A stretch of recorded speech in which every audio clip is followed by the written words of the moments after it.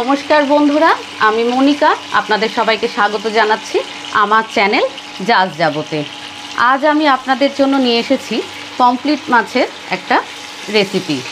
আজ আমি করে দেখাবো শিম পমফ্রেট, অর্থাৎ শিম দিয়ে পমফ্রেট মাছের ঝাল, যেটা আমি করব সর্ষে পোস্ত দিয়ে। আমার সাথে থাকুন আর দেখতে থাকুন রান্নাটা আমি কিভাবে করছি। শিম দিয়ে পমফ্রেট মাছের ঝাল বানানোর জন্য আমি একটা মশলার পেস্ট তৈরি করে নেব। মশলার পেস্ট বানানোর জন্য আমি নিয়েছি 1 চামচ পোস্ত, 1 চামচ সাদা সর্ষে, 1 চামচ কালো সর্ষে, 3টে কাঁচা লঙ্কা, 1/2 চামচ হলুদ গুঁড়ো, 1/2 চামচ লবণ, দিচ্ছি 1/2 চামচ লঙ্কা গুঁড়ো। এই লঙ্কার ক্ষেত্রে আমি বলবো আপনারা যে যেরকম ঝাল পছন্দ করেন সেই অনুযায়ী কাঁচা লঙ্কা আর গুঁড়ো লঙ্কাটা দেবেন। যদি মনে করেন প্রয়োজন হয় গুঁড়ো লঙ্কাটা নাও দিতে পারেন। এবার এই সব মশলা একসঙ্গে মিহি করে বেটে নেব। শিম পমফ্রেট মাছ বানানোর জন্য আমি এখানে 5টা পমফ্রেট মাছ নিয়েছি। প্রথমেই যেটা করব, নুন হলুদ মাখিয়ে মাছটা ভালো করে ভেজে নেব।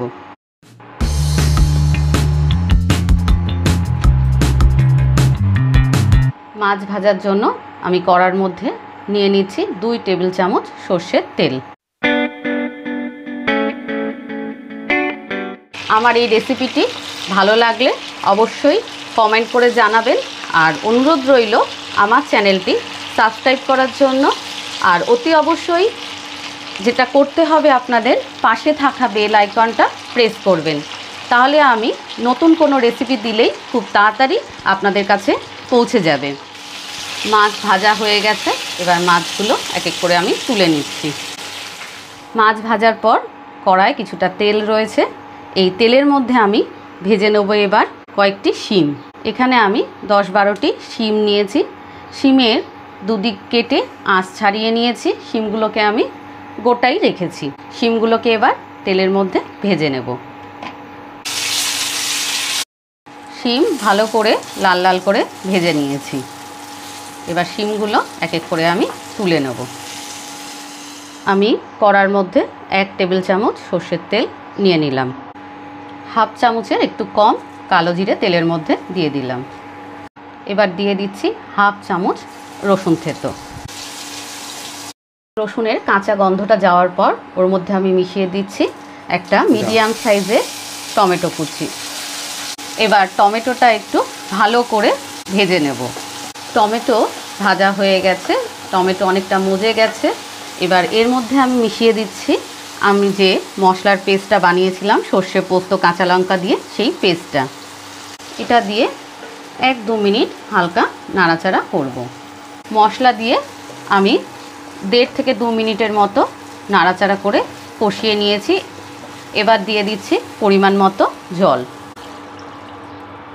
এবার আমি ঢাকনা দিয়ে দিলাম আর অপেক্ষা করব এই মশলাটা ফুটে ওঠার জন্য। ঢাকনাটি খুলছি, আমাদের ঝোল ফুটে উঠেছে। এবার এর মধ্যে আমি মিশিয়ে দেব আগে থেকে ভেজে রাখা মাছ আর শিম।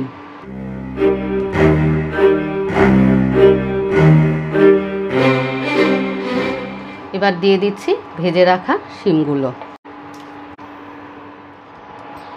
শিম আর মাছ আমি ঝোলের মধ্যে দিয়ে দিয়েছি। এবার ঢাকনা দিয়ে 5 থেকে 7 মিনিট রান্নাটা করব। 7 মিনিট পর আমি ঢাকনাটি খুলছি। আর আরেকটা জিনিস যেটা করব, এবার আমি এর লবণটা টেস্ট করে নেব। আমি যখন মশলার পেস্ট বানিয়েছিলাম তখন লবণ দিয়েছিলাম, আর অতিরিক্ত লবণ দিইনি।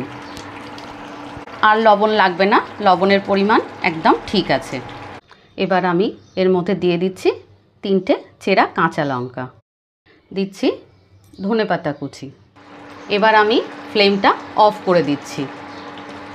সব শেষে দিচ্ছি 1 চামচ সর্ষের তেল, কারণ সর্ষে পোস্তর ঝালে কাঁচা তেল না পড়লে টেস্ট ঠিক ভালো হয় না।